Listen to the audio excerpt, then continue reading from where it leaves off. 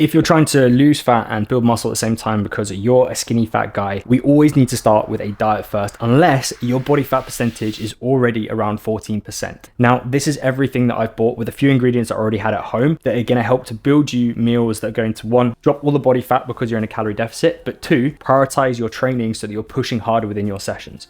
I'm going to start off with carbohydrates. Now, one of my personal favorites that I've been having in the morning with yogurt is the fruit and fiber mix. Doesn't have to be Tesco's, but what this allows you to do is get in a good amount of fiber for some carbohydrates to improve your digestion. Another option as well is oats. Then we've got sourdough white loaf here. I like sourdough because it's got some anti-inflammatory properties, but also it's really good if you've got some eggs on toast or want to use it as some pre-workout carbohydrates with a bit of honey, strawberry jam that you can have an hour before training. Alongside that, I've also got some alcohol-free Lucky Saints. Now, the reason I like these is because it allows me a chance to simulate winding down without actually having the negative impacts of alcohol whilst I'm trying to diet. These bad boys have been a game changer this year, and I've really enjoyed them.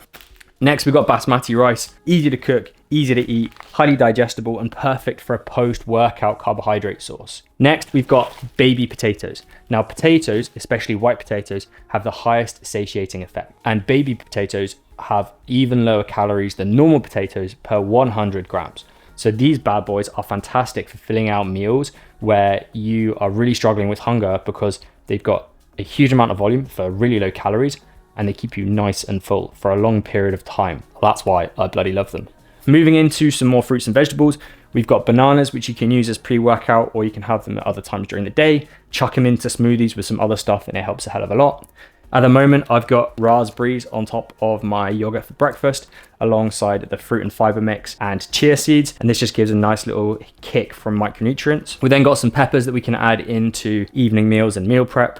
Some pineapple, because I just like having a variety of fruit, as well as some frozen stuff that's already in the freezer. We've then got a mixed salad bag and then cucumber. Now, cucumber is elite when you're dieting on very, very low calories. Per 100 grams, which is like a third of one of these, you're getting like 60, 70 calories, if that.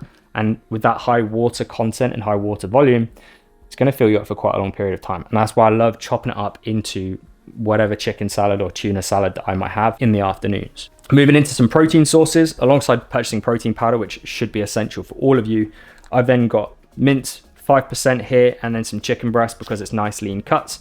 It just makes protein sources simple and easy.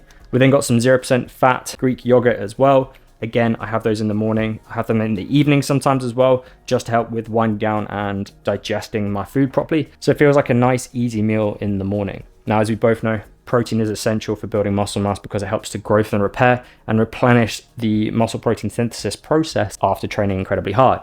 Alongside that, we've got some fat sources, so olive oil spray instead of actual olive oil, so we're keeping those calories low. One spray is 1 calorie, so it's absolute golden for when you're on low calories. Avocado, I really like this as a fiber source and having on my salads at lunchtime. The reason why is that although yes, you want to try and keep dietary fat low, it actually really helps to manage blood sugar levels so that you're not getting that absolute crash that you normally would do after an afternoon meal, which is very carb heavy, and then you're relying on stimulants like caffeine and nicotine to manage your energy levels into the afternoon. And so by having half a avocado, it just helps to bring those energy levels naturally up because you're not going to have a massive crash with so much carbohydrate, because fats actually blunt carbohydrate and insulin sensitivity when they're combined within a meal. As I mentioned earlier, we've got chia seeds, another really good source of fiber and a really good source of fat, which I have for my breakfast. Dark chocolate, which is typically something I might have in the evening or in the afternoon, just alongside a protein shake, just to, again, keep those energy levels nice and stable. Coffee, obviously, makes total sense. And then we've got a few other little things like here, some peri-peri sauce. I normally would go for a much lower calorie, but I got given this, but I wanted to show that I still eat sauces and I still have like condiments whilst I'm dieting, and some Cajun seasoning as well. So this is the majority of what I would have week to week. It's cost me like 35 quid from Lidl or Aldi, I can't remember which one. There's no fuss between the both of them, but this is typically what I'd have. And I'd have meals like yogurt, sourdough, and honey for my breakfast, depending if I'm training or not training first thing in the morning. Lunchtime is going to be a chicken salad or a tuna salad. I haven't got any tuna right now, but you kind of get the gist. With a couple of slices of sourdough, half an avocado in there. So like a really voluminous but balanced meal at lunchtime to manage those energy levels. In the afternoon will be a double scoop of protein powder, a little bit of fruit, maybe a couple of bits of dark chocolate. And then into the evening meal is where I've got more of my carbohydrates so that I'm allowing myself to wind down in a really good state so I can be nice and relaxed before heading off to sleep. If I'm feeling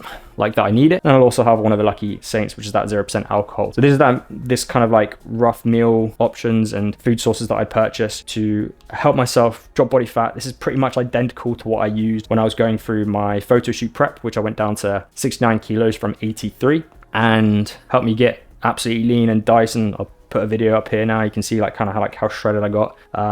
Currently 81 kilos right now, so like a few kilos up from photo shoot weight, but feeling really good. And yeah, hopefully this gives you a bit of a sense of like what really good food choices could be. And if you're still struggling on what you should be doing when it comes to managing that skinny fat physique, there's a video here that you can go and watch that will run you through the common 5 mistakes that skinny fat guys make every single week when it comes to changing their physique. Catch you guys in the next one, and if you haven't done so already, please like and subscribe to the channel.